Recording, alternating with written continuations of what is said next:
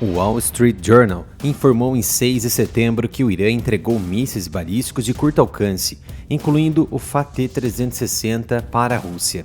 Mas no início de agosto, duas fontes de inteligência europeias disseram a Reuters que dezenas de militares russos estão sendo treinados no Irã para usar o sistema de mísseis balísticos de curto alcance Fateh-360.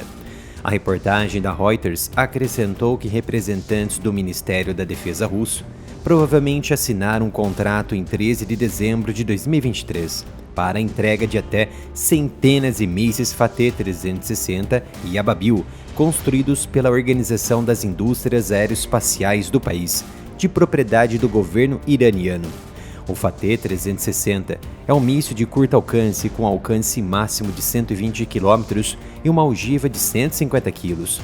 Ele viaja a velocidades que variam de Mach 3 e Mach 4 e usa uma combinação de orientação inercial e por satélites para atingir uma precisão de 30 metros. Sua alta velocidade os torna difíceis de serem interceptados. Esse desenvolvimento levantou preocupações significativas entre os países ocidentais, incluindo os Estados Unidos. O Instituto para o Estudo da Guerra com sede em Washington foi um dos primeiros a discutir os planos da Rússia para o uso desses mísseis contra a infraestrutura da Ucrânia. O problema com os relatórios mísseis iranianos para a Rússia é que relatórios semelhantes surgiram no passado. Já no final de 2022, a Bloomberg, por exemplo, relatou a venda de mísseis Fateh-360 para a Rússia, citando autoridades europeias. Naquela época, a venda também foi relatada como sendo iminente. Já o relatório da Bloomberg também foi seguido por um relatório confirmatório da própria Reuters. Mas então a probabilidade de tal venda é discutível, enquanto relatos da grande mídia ocidental citaram oficiais de inteligência não identificados, as negações iranianas também foram oficiais, é claro. A missão do Irã nas Nações Unidas negou veementemente o relatório, afirmando que o Irã considera o fornecimento de assistência militar às partes envolvidas no conflito como desumano, pois leva ao aumento de vítimas humanas e à destruição de infraestrutura. O Irã enfatizou que se absteve de tais ações e apelou enfaticamente a outros países para que parassem de fornecer armas às partes envolvidas no conflito. Sob as circunstâncias, alguém começa a se perguntar se os relatórios ocidentais sobre as vendas de mísseis estão enraizados em estratégias geopolíticas. Sua persistência reflete uma interação complexa de dinâmicas de poder regionais e interesses militares. Os relatórios podem muito bem ter como objetivo prevenir, em vez de relatar, uma mudança nas capacidades militares.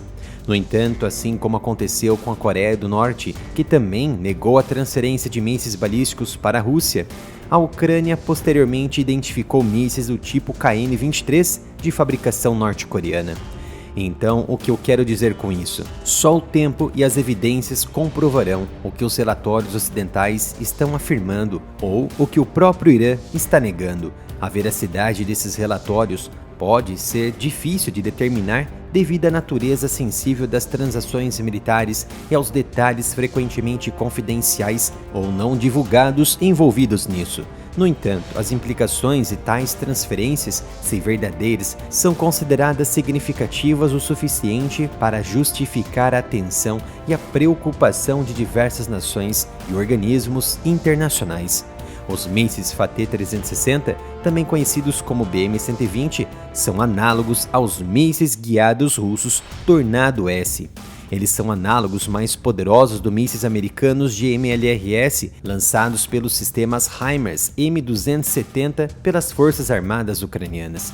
No entanto, o Fateh-360 fica lamentavelmente aquém quando se trata de precisão em qualquer comparação com HIMARS. Provavelmente você já deve ter visto imagens de foguetes ou mísseis HIMARS destruindo pontes russas com precisão de atiradores de elite. Diferente de um míssil HIMARS, um míssil Fateh-360 com precisão de 30 metros não seria tão capaz e tão feroz de fazer isso, a não ser por acaso. No entanto, uma precisão de 30 metros a 150 km de distância de lançamento é uma ameaça muito verdadeira. Diante disso, porque o uso de Fateh-360 pode desequilibrar ainda mais a guerra, Simples, a Rússia obrigatoriamente focará na produção de mísseis balísticos para o estoque interno e ampliará a sua indústria natal, dando a oportunidade para empregar na guerra quase que exclusivamente os mísseis de aliados. Outro ponto interessante é que Moscou, atualmente, precisa usar seu míssil balístico Iskander-M para destruir lançadores HIMARS e Atacams. Além de não ser interceptável, o Iskander-M pode chegar a um alvo muito mais rápido do que qualquer outro míssil russo, literalmente em minutos. O FAT-360 representa uma alternativa acessível e eficaz. Diante disso tudo, informações divulgadas por um parlamentar iraniano confirmam os relatórios do Ocidente e expõem a parceria sem limite entre Teherã e Moscou. Hamad Bakhshaish Ardestani, membro do Comitê de Segurança Nacional e Política Externa do Parlamento iraniano, reconheceu a assistência militar do Irã à Rússia em meio ao conflito em andamento na Ucrânia. Menos de 24 horas após a missão iraniana na ONU negar um relatório do The Wall Street Journal sobre a entrega de mísseis balísticos de curto alcance para a Rússia. Hamad Ardestani é o mesmo que confirmou que o Irã já detinha armas nucleares. Quando perguntado pela mídia local persa se o envio de mísseis balísticos para a Rússia poderia levar a novas sanções ou acionar o chamado mecanismo snapback contra o próprio Irã, o legislador respondeu, abre aspas, não pode ficar pior do que já está. Nós damos mísseis para o Hezbollah, Hamas, Rashid al-Shabi, então por que não para a Rússia? Fecha aspas.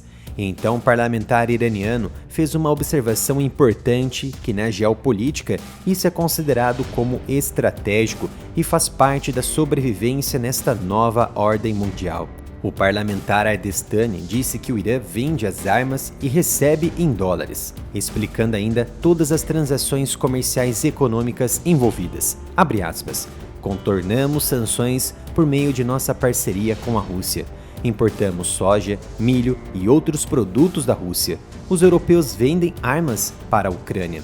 A OTAN entrou na Ucrânia, então por que não deveríamos apoiar nosso aliado enviando mísseis e drones para a Rússia? Fecha aspas.